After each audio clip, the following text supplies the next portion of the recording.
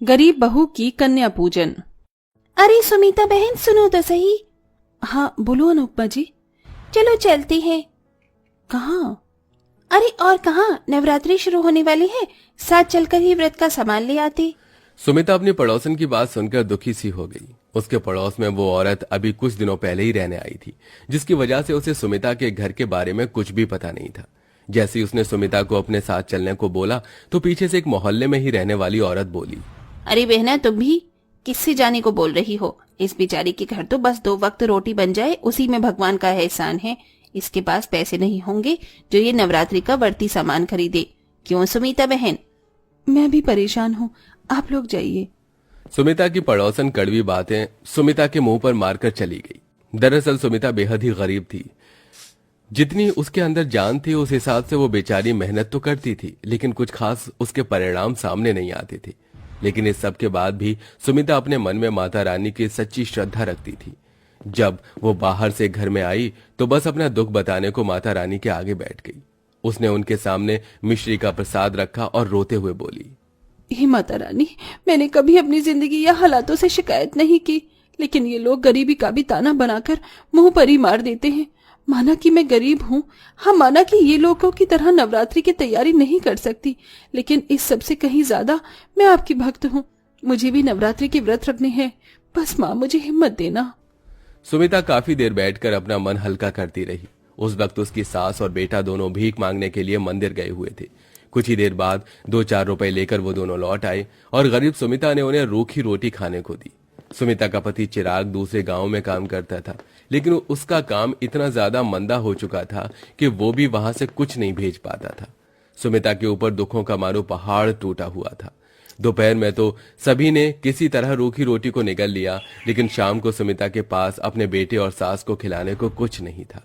वो बेचारी बस रसोई में बेसुध सी बैठी हुई अपनी खाली डलिया देख रही थी। अब मैं राज और माँ जी को क्या दूं? अब तो लगता है कि यही करना पड़ेगा। बेचारी सुमिता ने सूखी हुई रोटी के डिब्बे में देखा, उसमें एक रोटी सूखी हुई पड़ी हुई थी। सुमिता ने उसे ही निकाला और उसे पानी में डुबोया। अब ये रोटी नरम हो गई है, दे देती हूँ। राज बेटा, ये ले तू और दादी माँ खा लो। माँ आप नहीं खाओगी?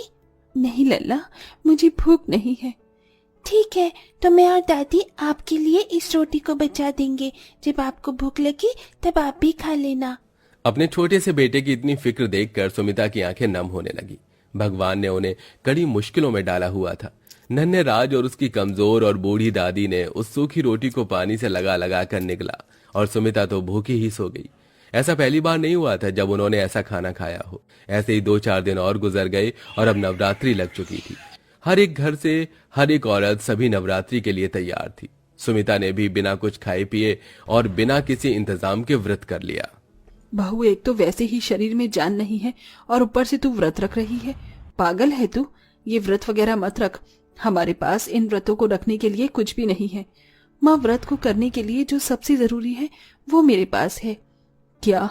श्रद्धा। माँ, श्रद्धा सबसे अहम और जरूरी है। अगर श्रद्धा है तो व्रत है, और नहीं है तो वो बस खुद को भूखा रखने से ज्यादा कुछ नहीं है। ठीक है बहू, अगर तुझे व्रत रखने ही है तो तू रख ले, मैं क्यों बेवजह तुझे रोकूं। अपनी सास की इजाजत पाकर सुमिता खुश हुई, लेकिन व्रतों के दौरान ना तो सुमिता के घर में कोई फल था और ना ही कोई और चीज। बस सिर्फ उसके यहाँ मिश्री रहती थी, जो भी वो माता रानी को भोग लगाने के लिए इस्तेमाल करती थी। सुमिता ने लगातार नवरात्रि के 5 व्रत बिल्कुल भूखे रहकर पूरे किए, लेकिन आज का छठा व्रत उसे मुश्किल पड़ने लगा, क्योंकि उसे घर का भी काम रहता था और साथ ही अपनी सास और बेटे का पेट भरने की चिंता भी। अभी भी सुमिता भूखी प्यासी मंदिर के बाहर से भंडारा लेने की लाइन में लगी हुई थी कि तभी वो चक्कर खाकर गिरने लगी। अरे नहीं, मेरा तो सर घूम रहा है।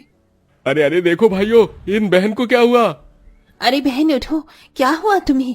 अरे कोई पानी दो। वहां खड़े हुए लोगों ने उस गरीब की मदद की। पानी का छींटा पड़ने से सुमिता जागी और होश में आई। अरे बहन ठीक तो हो? क्या हुआ तुम्हें? कुछ नहीं, बस चक्कर आ गया। सुमिता को सभी ने एक साइड बैठा दिया और उसे भंडारे की प्लेट जल्दी से देकर वापस घर भेजा। गर्मी काफी ज्यादा थी, लेकिन इस गर्मी और अपने पेट को एक तरफ करते हुए मजबूर मां को घर से निकलना पड़ा। इसी तरह से परेशानियों में सुमिता की नवरात्रि गुजर गई और आज कन्या पूजन का दिन था। सुमिता का मन तो बहुत ज्यादा था कि वो भी कन्याओं को कुछ खिलाए, लेकिन उसके घर में तो अपने ही खाने के लाले थे। सुमिता माता रानी की तस्वीर के आगे बैठी हुई रो रही थी। माता रानी, जितना मैं कर सकती थी मैंने किया। मेरे बस में सिर्फ व्रत रखना था तो मैंने व्रत रखा, लेकिन अब इस नवरात्रि का अंत करने के लिए मेरे पास कन्याओं को खिलाने को कुछ भी नहीं है। मैं चाहकर भी कन्या पूजन नहीं कर सकती हूँ माँ, तो मुझे माफ कर देना और मेरे नवरात्रि के व्रतों को मान लेना। सुमिता ने सच्ची श्रद्धा से अपना काम कर दिया था। कहते हैं ना, अगर इंसान अपनी तरफ से वो सब करे जितना कि वो कर सकता है तो फिर नामुमकिन हालात में करिश्मे होते हैं। सुमिता के साथ भी करिश्मा हुआ। जब वो रो रही थी तभी माता रानी की तस्वीर बहुत ही ज्यादा सुंदर सुनहरी रोशनी में चमकी और स्वयं माँ दुर्गा ने सुमिता को दर्शन दिए। सुमिता, परेशान मत हो, मैं तुमसे नाराज नहीं हूँ, बल्कि बहुत खुश हूँ जो तुमने ऐसी जिंदगी जीकर भी कभी मेरा दामन नहीं छोड़ा, नामुमकिन हालातों में मेरे ऊपर विश्वास किया, खुद सूखी रोटी खाई, मुझे मिश्री का भोग लगाया, खुद 9 दिन भूखी रही, लेकिन मेरे लिए कन्या पूजन की चिंता की। अब मुझे तुमसे कुछ और नहीं चाहिए, मैं अब तुम्हें कुछ देने आई हूँ, ये लो। माता रानी ने सुमिता की रसोई की तरफ उंगली उठाई और वहां ढेरों राशन आ गया। ये सामान कन्या पूजन के लिए है, इससे बनाओ जो भी तुम्हें अच्छा लगे और खुद भी खाओ, कन्याओं को भी खिलाओ। ऐसे बोलकर माँ दुर्गा गायब हो गई। बहुत देर तक तो सुमिता, महादेवी और राज बस यूं ही बैठे रहे, लेकिन फिर सुमिता होश में आई। माँ हमारे घर माँ दुर्गा आई थी, आपने देखा ना? हाँ बहू, मैंने देखा, स्वयं दुर्गा माँ थी। बहुत जल्दी से प्रसाद बना, आज हम भी अच्छा खाना खाएंगे। मैं बताती हूँ, आज तो हलवा पूरी, खीर, मटर पनीर और भी बहुत कुछ बनाना। जरूर माँ। सुमिता ने सब कुछ बहुत ही दिल से बनाया। गरीब घर की रसोई में राशन आ जाना किसी खजाने से कम नहीं था। सुमिता के राशन को देखकर सारी थकान उतर गई और उसने अपने हाथों से कन्या पूजन के लिए प्रसाद बनाना शुरू किया। महादेवी घर घर जाकर कन्याओं को खाने के लिए बोल आई और सुमिता के छोटे से आंगन में भी रौनक हो गई। कितना स्वादिष्ट प्रसाद है। सुमिता काकी, एक कटोरी हलवा और मिलेगा? हाँ, जितना मर्जी उतना खाओ, मैंने बहुत बनाया है। मुझे और सब्जी दो सुमिता काकी, ये बहुत अच्छी है। लाओ, मैं देती हूँ। सुमिता ने भरपेट कन्याओं को प्रसाद खिलाया और उनके घर से जाने के बाद सुमिता, राज और महादेवी खाना खाने के लिए बैठे। तभी महादेवी का बेटा चिराग भी घर आ गया। अरे, आप सभी क्या खा रहे हैं अकेले अकेले? अरे चिराग जी, अचानक आइए, आप भी हमारे साथ खाना खा लीजिए। अभी खाऊंगा, पहले तो मेरी बात सुनो। जानती हो आज क्या हुआ?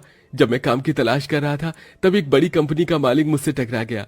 इत्तेफाक से उस वक्त मैंने उनकी मदद कर दी और अब उन्होंने मुझे अपनी कंपनी में काम करने के लिए बुलाया है। क्या सच? शुक्रिया माता रानी।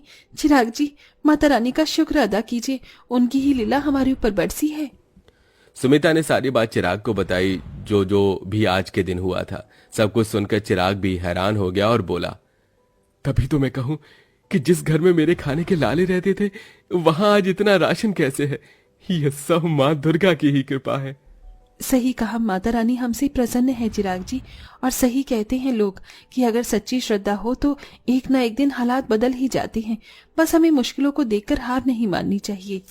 सुमिता की बात सुनकर सभी ने हाँ में गर्दन हिला दी। एक ही सेकंड में सुमिता की किस्मत बदल चुकी थी। कल तक जिसका पति बेरोजगार था, आज वो एक बड़ी कंपनी से जुड़ गया। कल तक जिसके यहाँ खाने के भी लाले थे, उस औरत ने आज कन्या पूजन में 9 कन्याओं को भरपेट खाना खिलाया। लेकिन ये सब बस सुमिता की हिम्मत से ही हो पाया था। अब सुमिता की जिंदगी बदल चुकी थी और अब सब कुछ ठीक हो चुका था। वेल दोस्तों, आप कहां से हैं और आप भी क्या हमारी तरह नवरात्रि के फेस्टिवल को मनाते हैं? अपनी जगह का नाम कमेंट करके जरूर बताइए।